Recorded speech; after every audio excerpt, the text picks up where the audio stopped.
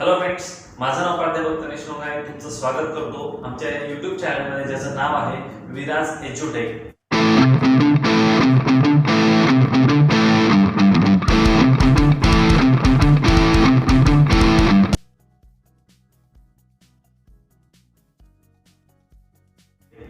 आज आपण 10वी साठीचा science and technology part first मधला पहिला चॅप्टर, ज्याचं नाव आहे ग्रॅव्हिटेशन, हा आपण बघणार आहोत. आता 10वीचा जर विषय आपण समजून घेतला, science and technology part first आणि पार्ट सेकंड असे दोन पार्ट तुम्हाला आहेत. मागच्या वर्षी तुम्हाला एक कॉमन बुक होतं सायन्स अँड टेक्नॉलॉजी साठी. 10वी करता याचे दोन पार्ट सेपरेट आहेत. Yes, first part science and technology part first, ज्यामध्ये आपल्याला 10 वेगवेगळे चॅप्टर स्टडी करायचे आहेत, आणि यानंतर science and technology part second, त्यामध्ये परत एकदा 10 वेगळे चॅप्टर आपल्याला स्टडी करायचे आहेत. आता नेमकं यामध्ये डिफरन्स काय किंवा हे डिस्ट्रीब्युशन कोणत्या पद्धतीने केलेलं आहे, तर बेसिकली नीट जर आपण समजून घ्यायचा प्रयत्न केला तर सायन्स मध्ये दोन महत्त्वाचे विषय येतात, फिजिक्स आणि केमिस्ट्री. सायन्स पार्ट फर्स्ट मध्ये दोन महत्त्वाचे विषय येतात, फिजिक्स आणि chemistry. So science and technology part first मध्ये तुम्हाला फिजिक्स आणि केमिस्ट्री या दोन सब्जेक्टशी रिलेटेड चॅप्टर्स इन्क्लूड केलेले आहेत. वेगवेगळे फेनॉमेनॉन आहेत ज्याचे बेसिक्स तुम्हाला आता यावर्षी समजून घ्यायचे, आणि बेसिकली हे जे कन्सेप्ट आहेत हे तुम्हाला 11वी आणि 12वी करता 100% खूप जास्त महत्त्वाचे आहेत, लक्षात घ्या. ठीक आहे.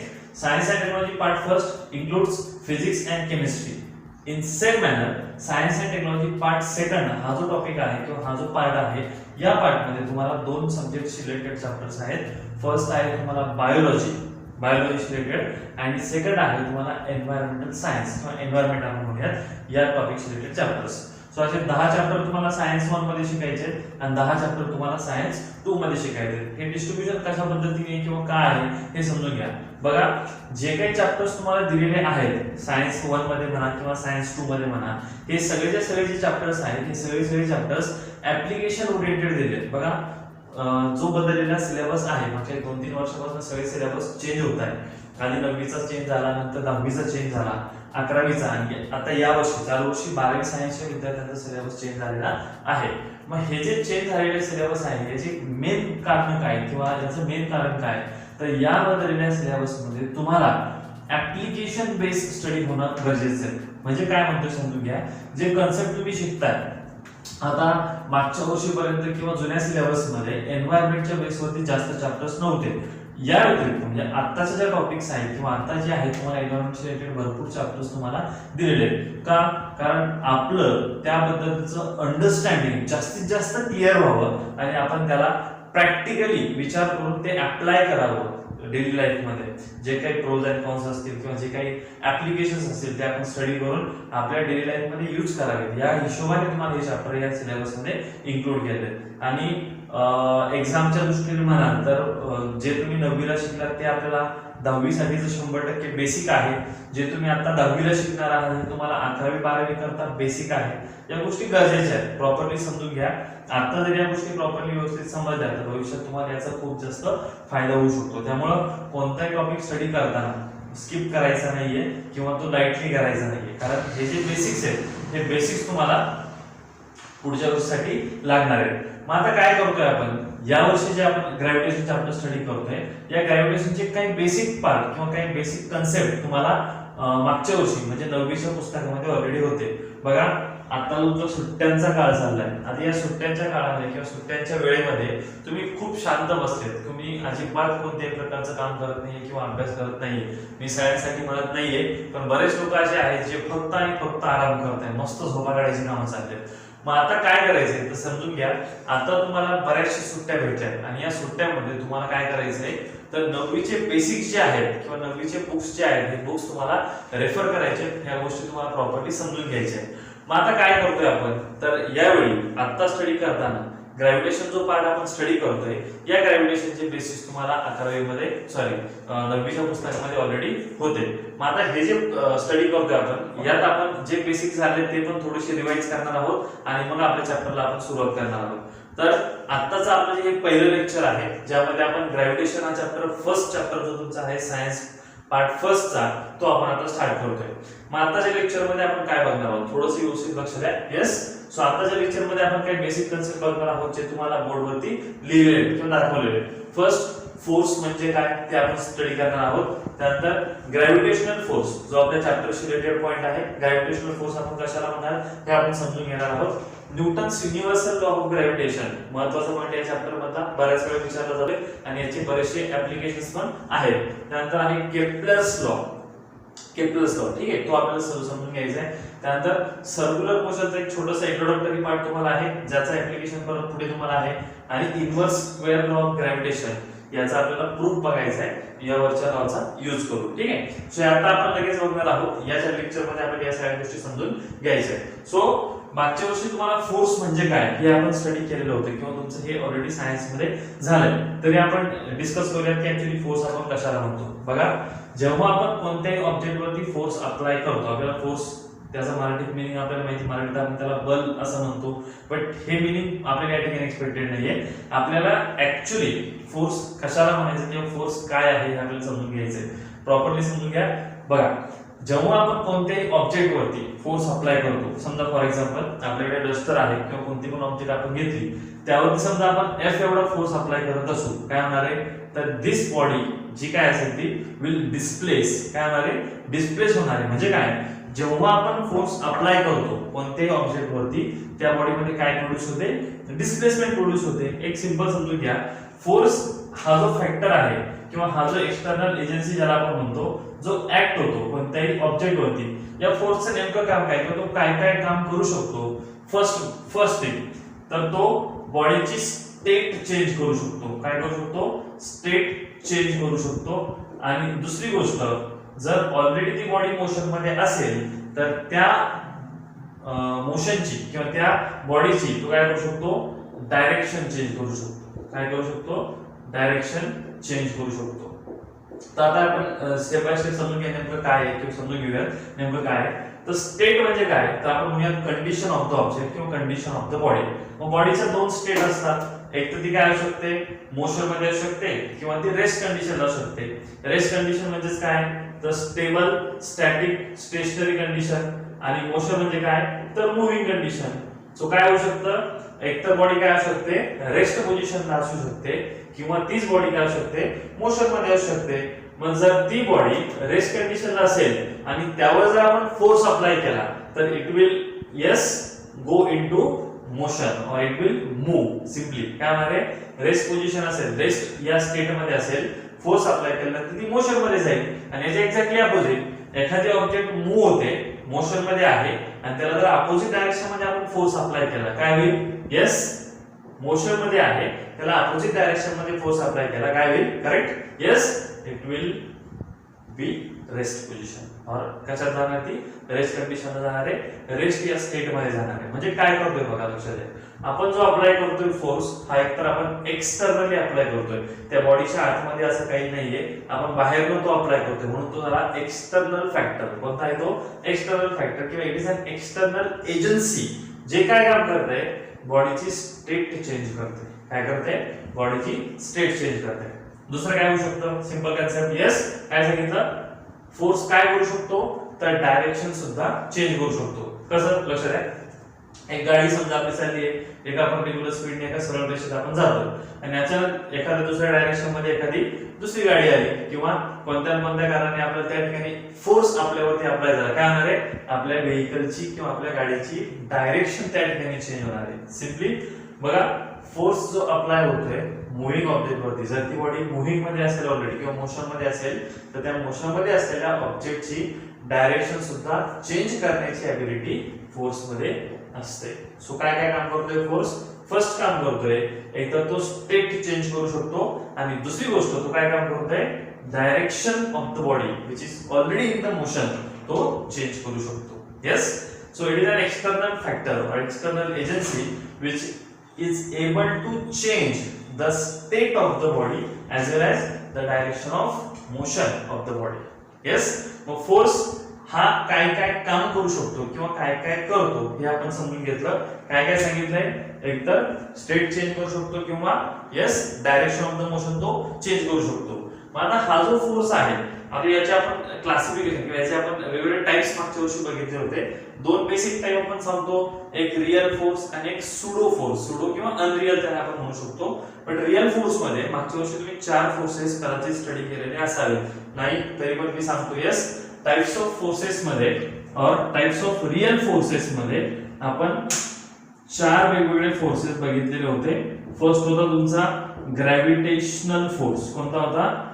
ग्रॅव्हिटेशनल फोर्स, जो आपल्याला आता या चॅप्टर मध्ये इन डिटेल समजून घ्यायचा आहे. यस. अँड सेकंड होता तुमचा yes, it is electromagnetic force. कोणता होता? It is electromagnetic force. Yes. वेगवेगळे चार्जेस असतील. आपल्याला माहिती आहे इलेक्ट्रिसिटी मध्ये पॉझिटिव्ह आणि निगेटिव्ह चार्जेस असतात. पॉझिटिव्ह चार्जेस मध्ये किंवा सिमिलर चार्जेस मध्ये रिपल्शन किंवा रिपल्सिव्ह फोर्स असतो आणि अपोजिट चार्जेस असतील त्याच्यामध्ये अट्रॅक्टिव्ह फोर्स असतो. मग हा जो फोर्स आहे बिटवीन द चार्जेस और इलेक्ट्रिक चार्जेस त्याला म्हणतो आपण इट इज इलेक्ट्रोमॅग्नेटिक फोर्स. ठीक आहे, तो आपण पुढे डिटेल मध्ये समजून घ्यायचा आहे पुढच्या चॅप्टर्स मध्ये. तिसरा घेतो आपण it is strong nuclear force. Strong nuclear force. आणि चौथा आपण सांगतो it is weak nuclear force. Strong nuclear आणि वीक न्यूक्लिअर फोर्स हे रिअल फोर्सेसचे 4 टाइप आहेत. आजपर्यंत हे सायन्सला जे 4 फोर्सेस माहिती आहेत हे 4 रिअल फोर्सेस आपण स्टडी करतोय.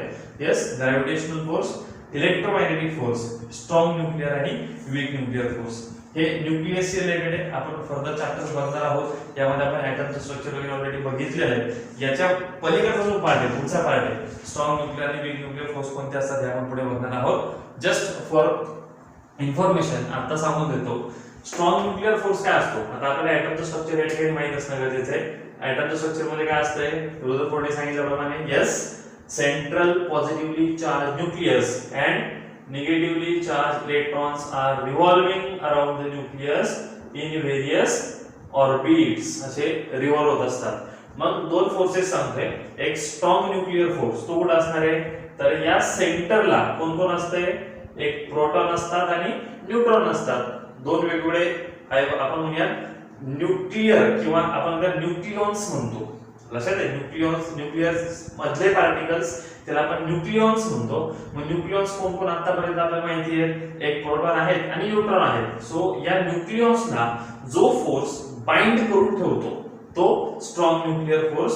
आणि दुसरा वीक न्यूक्लिअर फोर्स काय आहे तर न्यूक्लियॉन्स आणि ही इलेक्ट्रॉन्स किंवा न्यूक्लियस, टोटल न्यूक्लियस आणि इलेक्ट्रॉन्स यांच्यामधला जो काही अट्रॅक्टिव्ह फोर्स आहे त्याला आपण म्हणणार yes, it is weak nuclear force. लक्षात. मग याच्या नावात वीक आहे पण हा वीकेस्ट फोर्स नाहीये. लक्षात, मी काय सांगतोय, याच्या नावात वीक आहे पण हा वीकेस्ट फोर्स नाहीये. एक गोष्ट समजून घ्या, पूर्ण युनिवर्स मध्ये जे 4 प्रकारचे फोर्स आपल्याला माहिती आहे, फोर्सेस आपल्याला माहिती आहेत, यापैकी सगळ्यात वीकेस्ट फोर्स आहे ग्रॅव्हिटेशनल फोर्स आणि सगळ्यात स्ट्रॉंगेस्ट फोर्स आहे स्ट्रॉंग न्यूक्लिअर फोर्स. त्याच्या नावातच आलं. ठीक आहे, हा स्ट्रॉंग न्यूक्लिअर आणि न्यूक्लिअर सांगितलंय, पण स्ट्रॉंग न्यूक्लिअर फोर्स हा स्ट्रॉंगेस्ट आहे, बट त्याच्यापेक्षा हा कमी असल्यामुळे त्याला वीक न्यूक्लिअर म्हटलंय. बट हा वीकेस्ट नाहीये. युनिवर्स मध्ये वीकेस्ट फोर्स कोणता तर ग्रॅव्हिटेशनल फोर्स. ते कसं आणि का हे आपण चॅप्टर मध्ये पुढे बघणार आहोत. ठीक आहे. सो यापैकी या 4 वेगवेगळ्या फोर्सेस पैकी या चॅप्टर मध्ये आपल्याला कॉन्सन्ट्रेट करायचंय ग्रॅव्हिटेशनल फोर्स. ठीक आहे. चला तर मग बघूयात या ग्रॅव्हिटेशन चॅप्टर बद्दल डिटेल मध्ये आपण समजून घेऊयात ग्रॅव्हिटेशनल फोर्स कुठे असतो आणि कशा पद्धतीने तो ऍक्ट होतो.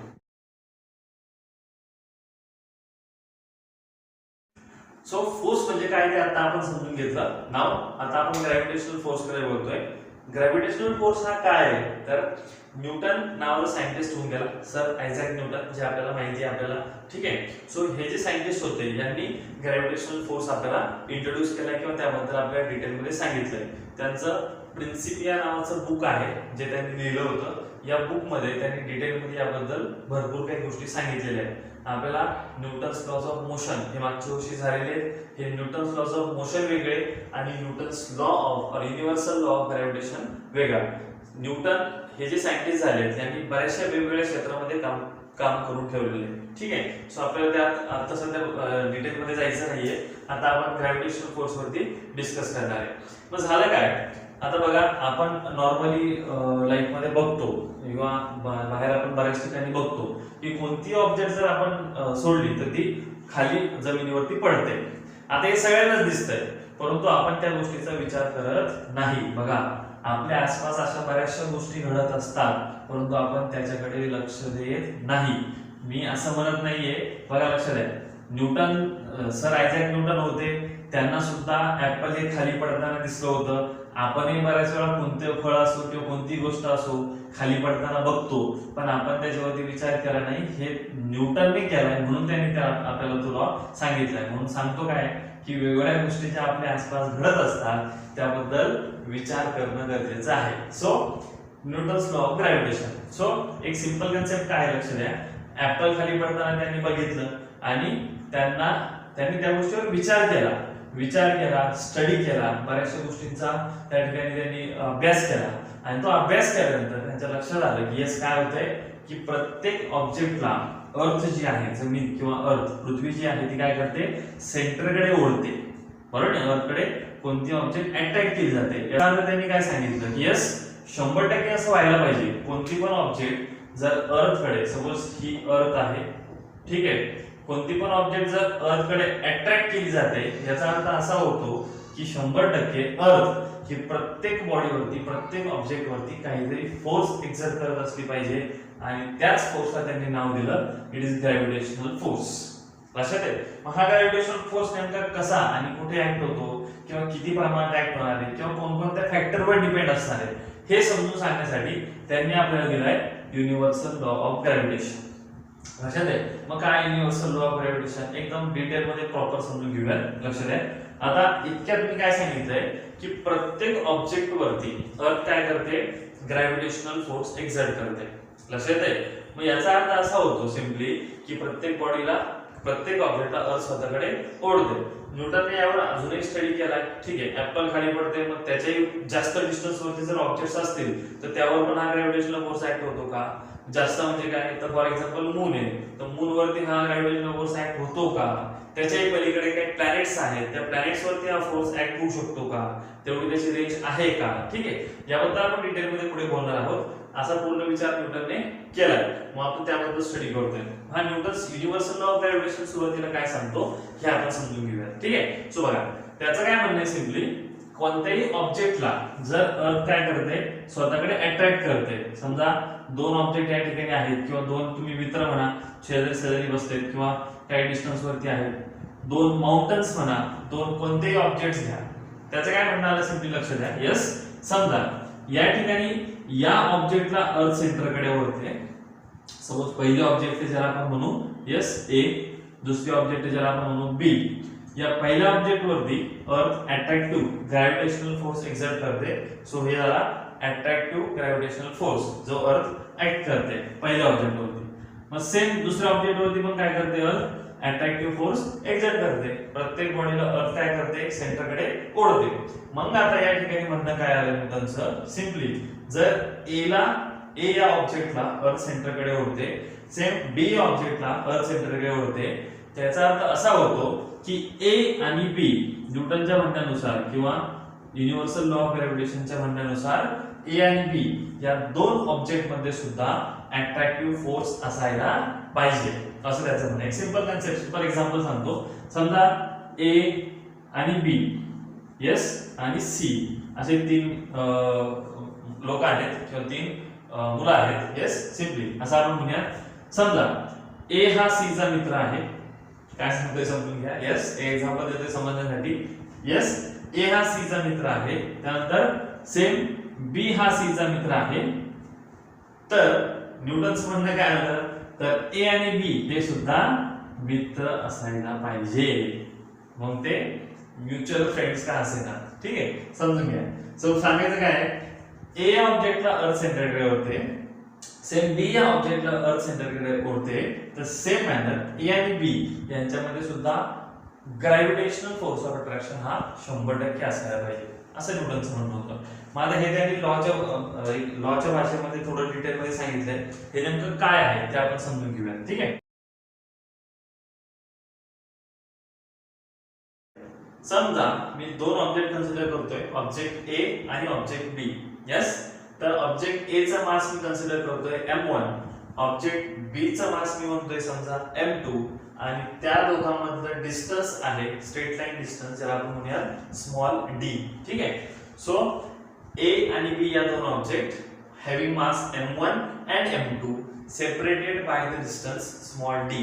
आता काही काही बुक मध्ये हा स्मॉल d सिंबल वापरलाय, काही काही बुक मध्ये r हा सिंबल स्मॉल r हा सिंबल वापरलाय. दोन्ही पण चालू शकतो, कोणताही सिंबल वापरा काही फरक पडणार नाही. ठीक आहे. So m1 and m2 are the two objects separated by the distance small d. अशा पद्धतीने याची अरेंजमेंट आपण कन्सिडर करतोय. मग काय सांगितलं होतं न्यूटनने की या ज्या दोन ऑब्जेक्ट अर्थ वरती आहेत तर या दोघांमध्ये काय असला पाहिजे, yes gravitational force of attraction त्या ठिकाणी असला पाहिजे. मग हा फोर्स जो आहे हा कोणकोणत्या फॅक्टरवर डिपेंड आहे हे न्यूटन या ठिकाणी सांगितलंय. लक्षात आहे त्यांच्यामध्ये मीडियम कोणत्याही काय या गोष्टीवर तो डिपेंड नाहीये. महत्त्वाचं काय तर कोणकोणते महत्त्वाचे फॅक्टर्स आहेत ज्या हिशोबाने तो व्हॅरी होतो किंवा ज्यावर तो डिपेंड आहे हे आपण समजून घेऊयात.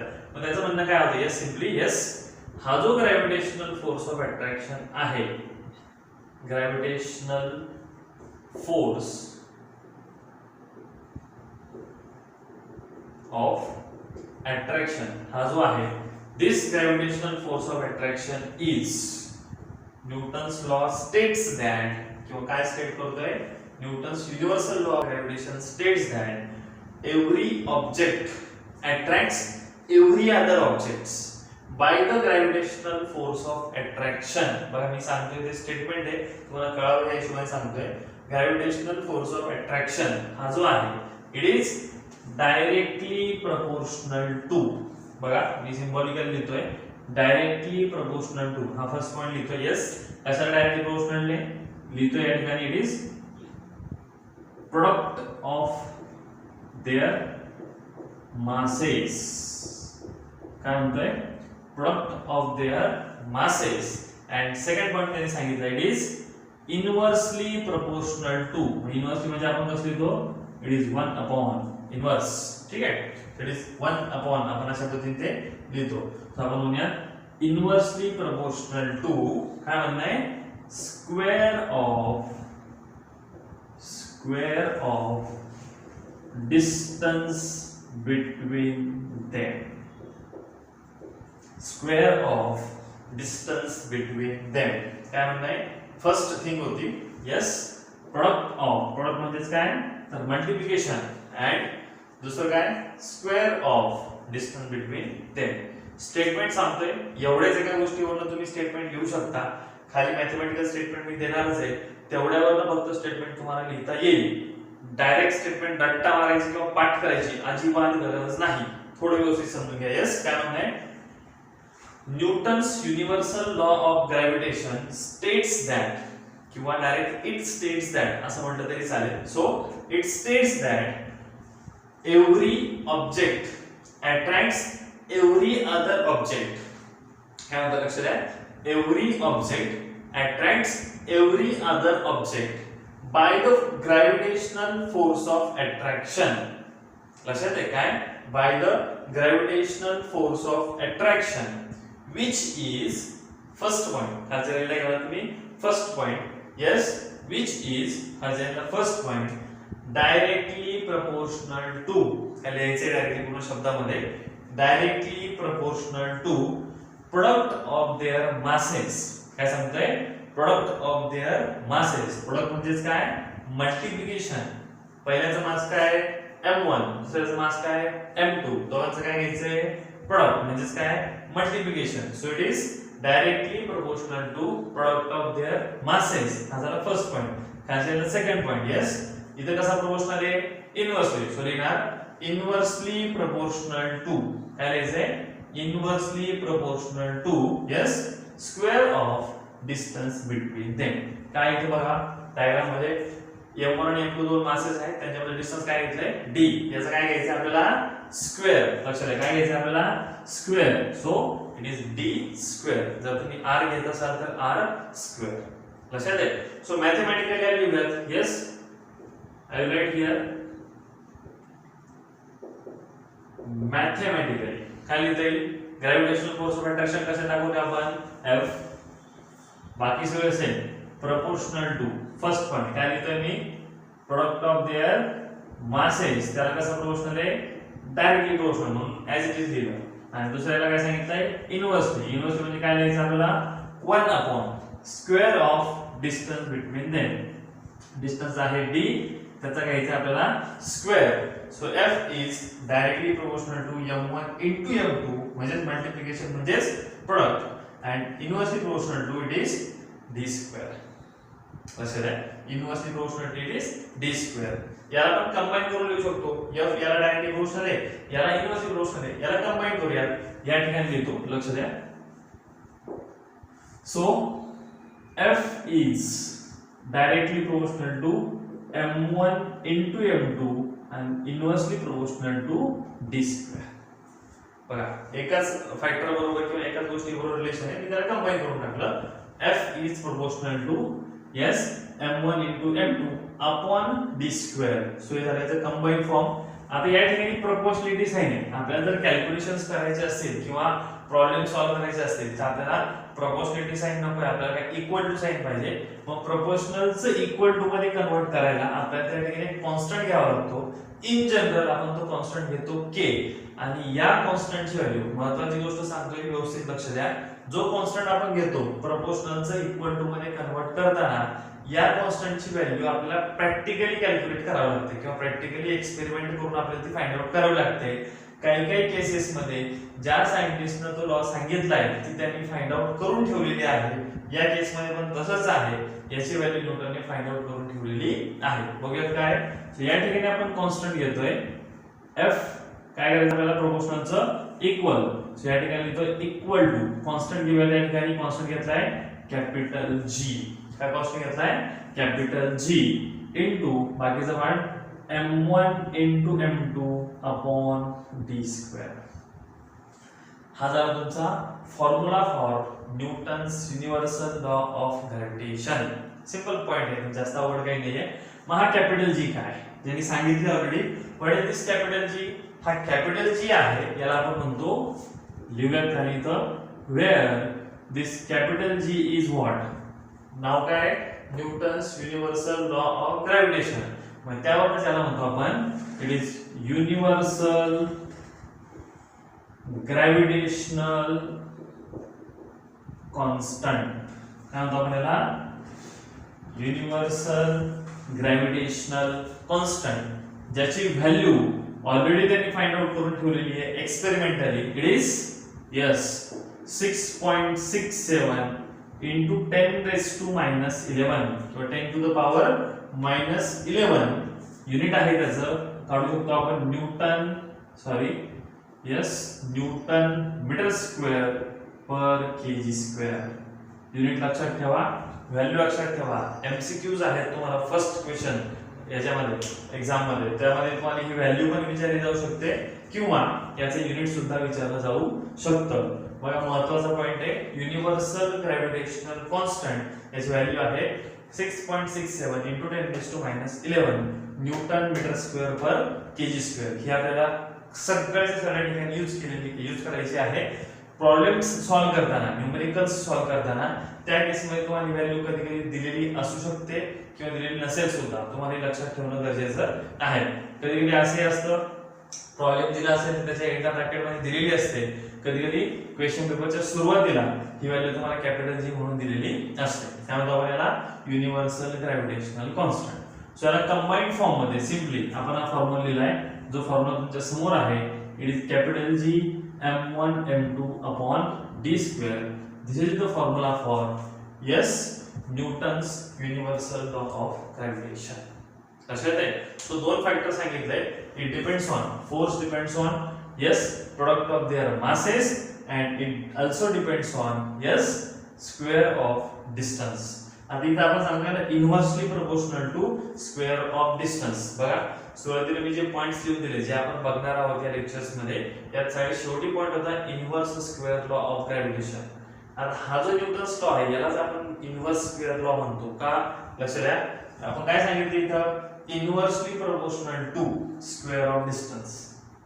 लक्षात आहे, डिस्टन्सच्या स्क्वेअरला कसा प्रोपोर्शनल येतो, इनव्हर्सली प्रोपोर्शनल आहे, म्हणून याला आपण inverse square inverse square law of distance किंवा inverse square law of gravitation अशा पद्धतीने सुद्धा म्हणू शकतो.